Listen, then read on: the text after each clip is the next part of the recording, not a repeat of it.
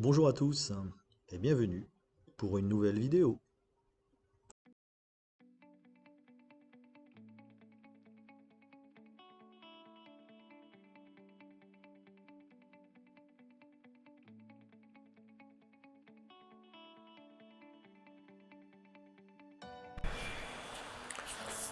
Passons maintenant à un exercice. Nous allons réaliser un meuble en deux dimensions. Donc, nous allons donc créer un nouveau fichier. Fichier, ouvrir un nouveau projet. Je viens cliquer sur l'icône nouveau projet. Et je vais, pour ma part, mettre vidéo, meuble en deux dimensions. Je clique sur suivant, terminé. Les nouvelles fenêtres s'ouvrent. Pour cet exercice, je vais n'utiliser qu'une seule fenêtre, donc fenêtre, une fenêtre. Voilà, comme ça, je retrouve bien ici mon repère initial, ainsi que mon repère ici. Je viens cliquer sur ouvrir sur la base du projet. Dans cet exercice, je n'ai aucune structure de bâtiment qui est nécessaire. Donc, je viens cliquer sur annuler. La boîte de dialogue s'ouvre et à côté du chiffre 1, je viens effectuer un clic gauche de la souris. Voilà. Je viens taper meuble à tiroir. Meuble à tiroir. Je fais entrer. Et bien entendu, pour le rendre actif, comme dit précédemment lors d'une petite vidéo, vous sélectionnez soit la couleur rouge pour le rendre actif, soit la couleur jaune. Si par mégarde vous mettez le jaune, vous ne pourrez pas fermer cette fenêtre. Il vous faut impérativement un calque actif. Ici, j'en ai qu'un, donc je suis obligé de sélectionner le rendre actif pour pouvoir fermer cette fenêtre. Donc voilà, on est prêt à commencer mon blog en deux dimensions. Pour réaliser ce meuble en deux dimensions, je vérifie que je suis bien au niveau de mon menu déroulant qui est là. Je suis bien sur le dessin. Je viens vérifier mes unités. Je viens cliquer à droite de M dans la longueur qui est là et sélectionner les unités en centimètres. Voilà, je suis prêt à dessiner. Je viens remettre celui-ci. Je viens dans dessiner cette fois-ci. Je sélectionne l'icône rectangle et je vais dessiner après bien avoir sélectionné ici saisir sur la base de la diagonale. En D, je vais cliquer là, je viens sélectionner les valeurs 80 en delta X. Je viens faire tab et je viens taper la valeur 87. Je fais entrer pour valider mes valeurs et ensuite échappe. J'effectue avec la molette de ma souris un petit zoom et je retrouve bien mon rectangle. Ensuite, je viens sélectionner l'outil polyligne parallèle et dans le menu déroulant qui est là, je sélectionne polyligne parallèle. Dans la ligne de dialogue en bas à gauche, il me demande de saisir le nombre de parallèles. Je tape une parallèle et je fais entrer. Il me demande le nombre d'espacements. Je fais 5 et je fais entrer. Ensuite, je clique sur le bord supérieur de mon rectangle et dans le sens horaire sur chaque angle de mon rectangle.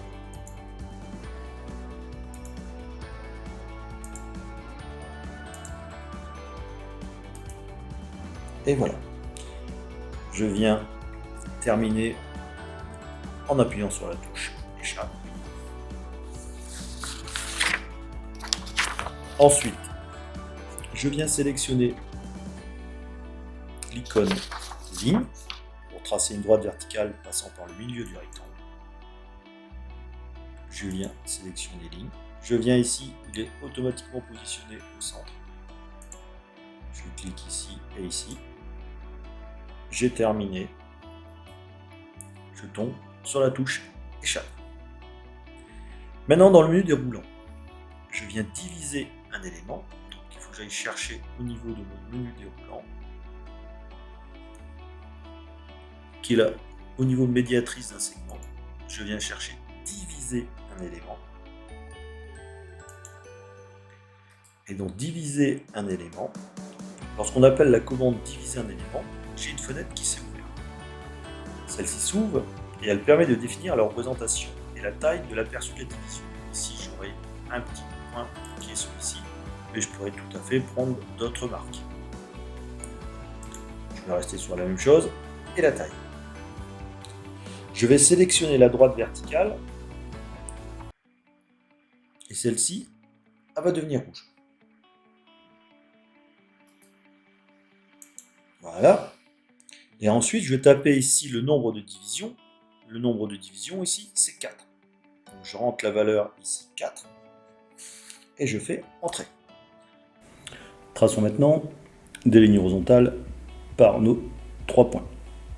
Donc je suis toujours dans ma fonction active. Donc je viens cliquer ici. Ah, on s'aperçoit que je n'ai pas l'accroche objet perpendiculaire. Je viens effectuer un clic droit de la souris et je viens cliquer sur Option chemin de repérage. Je viens cliquer sur cette petite case là et ça m'active toutes mes icônes perpendiculaires parallèles. Celui qui m'intéressait en l'occurrence c'était celui parallèle. Je ferme en faisant OK et cette fois-ci j'ai mon petit icône chemin de repérage parallèle ou perpendiculaire. Donc là c'est bon. Hop, voilà. Ensuite je refais la même chose. Je reclique ici jusque là. Je viens cliquer sur ma dernière ligne. Voilà, j'ai bien le symbole perpendiculaire qui s'affichait, donc pas de problème. Pour supprimer les différents points qui m'ont servi à tracer ces droites horizontales, je peux effectuer une petite capture. Donc, excusez-moi, je vais faire celle-ci d'abord. Voilà. Un clic droit de la souris. Mon élément sélectionné est apparu en rouge. Et supprimer. Je vais en faire autant maintenant cette fois-ci. Je vais aller plus vite. Je vais sélectionner les 4. Voilà. Comme ça, je vais pouvoir faire supprimer. Et je n'ai plus les points de repère que j'avais précédemment. Sélectionnons pour les lignes parallèles. Ici en bas à gauche, dans nombre de parallèles, tapez 1 entrée, plus en espacement 1 entrée. Ensuite, venir cliquer en haut à gauche de ce rectangle et dans le sens horaire.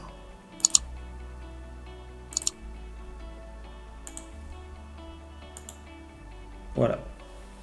On réitère la commande en faisant entrer. On revient en tapant une fois entrée pour finir et une fois entrée pour rappeler la commande. Voilà, on continue de ce côté-là. Une fois entrée et une fois entrée pour rappeler la commande.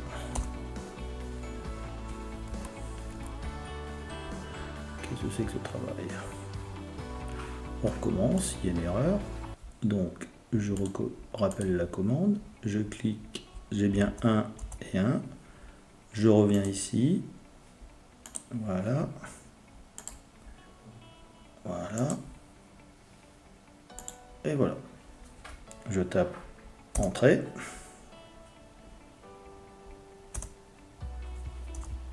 Voilà.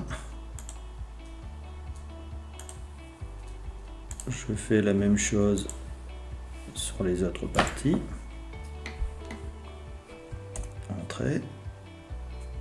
Voilà. Je tape les valeurs toujours des espacements. Voilà.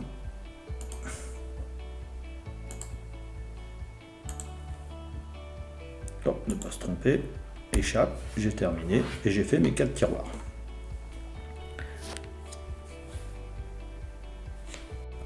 Plaçons maintenant les 4 tiroirs du côté droit.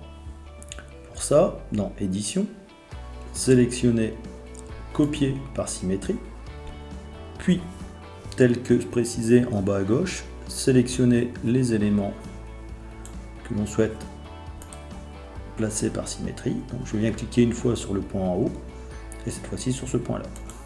Donc voilà. Faites la même chose pour les 3 autres tiroirs. Donc voilà, je sélectionne, je clique, et ici, je recommence.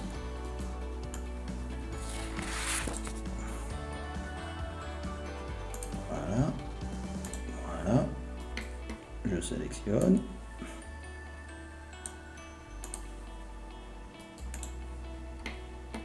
Et voilà, mes tiroirs sont placés de part et d'autre de ma commode. Plaçons maintenant les différents boutons sur les tiroirs du meuble.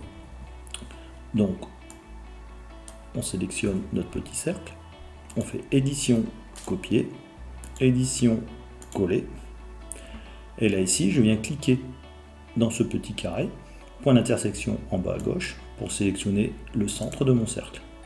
On s'aperçoit que c'est le centre de mon cercle qui a été sélectionné. Je viens donc positionner ma souris à cet endroit-là et je viens rentrer les valeurs delta x 16,5 et y moins 7 et y moins 7.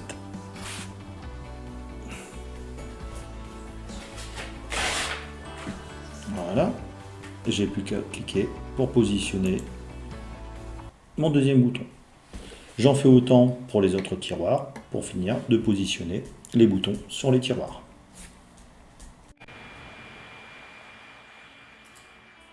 Cotons maintenant notre meuble en 2 dimensions. Je viens sélectionner dans l'accès rapide cote, je viens cliquer sur propriété. Au niveau de la taille, je vais préciser ici 0,3. Ma cote, ici, au niveau des valeurs de cote, je vais préciser la même chose. 0,3, 0,3, 0,3. Et ici, je vais laisser ça et ma ligne de cote au-dessus. Les valeurs me semblent pour moi satisfaisantes. Je peux sélectionner le type de police. Je vais laisser tel que c'est. On verra plus tard au niveau des différents éléments qu'on peut avoir à l'intérieur de mon style de cote. Je viens lui préciser que je veux une cote horizontale, ou verticale, ou oblique, ou inclinée. Donc je vais sélectionner au niveau de ma ligne de cote, je vais enlever associatif et détection automatique, et je vais rester sur horizontal. Je viens cliquer sur cette ligne de cote pour la positionner. Donc je me suis mis ici en haut à gauche, je viens positionner ma ligne de cote ici quelque part. Et ensuite, je viens sélectionner mon élément. De là à là. Ensuite, je n'ai plus qu'à cliquer à chaque fois au niveau de mes divers éléments. Je vais cliquer ici pour avoir une ligne de cote. Voilà. Voilà. Voilà. Voilà. Voilà. Et voilà. J'ai placé, je fais échappe une fois que j'ai terminé.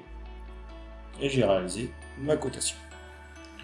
Je peux ensuite, si je le désire, faire une ligne totale entre là et ici.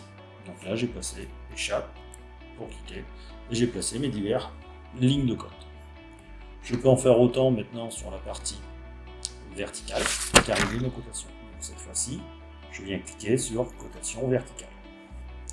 Je viens me placer ici, je vais mettre ma ligne de cote à environ cette distance-là. Je clique donc une fois ici, je clique cette fois-ci pour placer ma cote entre là et là.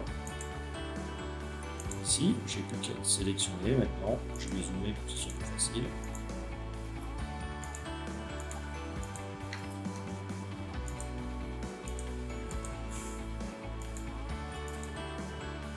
Voilà, échappe. Je vais en faire la même chose pour passer la ligne de cote totale. Voilà, entre là et là, échappe. Je fais échappe encore une fois pour quitter la fonction cotation. Et voilà mon meuble en 2D la vue de face et côté. Donc j'ai réalisé un dessin en 2 dimensions, côté. Mettons maintenant un peu de couleur sur notre meuble. Donc cliquons sur remplissage, sélectionnons une couleur que l'on souhaite. Je vais prendre la 203 ou la 204 pour moi, allez, 203. Je viens cliquer à chaque extrémité dans le sens horaire. 2 fois échappe, quitter la fonction, et voilà, mon meuble est terminé et il est en couleur. Merci pour votre attention et à bientôt.